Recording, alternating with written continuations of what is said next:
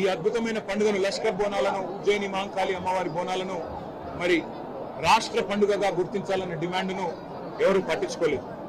కానీ పెద్దలు కేసీఆర్ గారి నాయకత్వంలో ఆ రోజు మా తలసాని శ్రీనివాస్ యాదవ్ గారు, అదేవిధంగా మా హైదరాబాద్ నగరానికి సంబంధించిన శాసనసభ్యులు, అదేవిధంగా నాయకులు అందరూ కూడా వచ్చి ఇది తప్పకుండా మనం చేయాల్సిన పని అంటే కేసీఆర్ గారు చెప్పిన మాట ఒకటే, మనం తెలంగాణ సాధించిందే ఆ తల్లి ఆశీస్సులతో.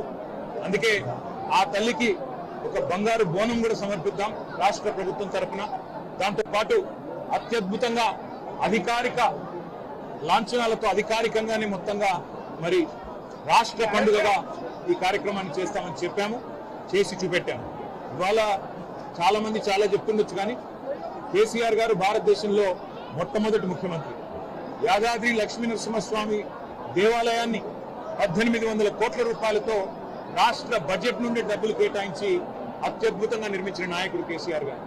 అట్లాగే హైదరాబాద్ లోని ప్రతి గుడికి మా శ్రీనివాస్ యాదవ్ గారి నేతృత్వంలో ఆ రోజు రాష్ట్ర ప్రభుత్వం నుండి 25 కోట్ల రూపాయలు విడుదల చేసి ప్రతి గుడిలో ఉండే ప్రతి ఉత్సవ కమిటీకి, ప్రతి ఆలయ కమిటీకి డబ్బులు ఇచ్చి వారు ఎవరి దగ్గర చందా వసూలు చేసే అవసరం లేకుండా అద్భుతంగా ఆలయాల నిర్వహణ కానీ, పండుగల నిర్వహణ కానీ భక్తి ప్రపత్తులతో పూర్తి స్థాయి మరి ఒక దైవ సంకల్పంతో జరగాలన్న ప్రయత్నం చేసింది కేసీఆర్ గారు.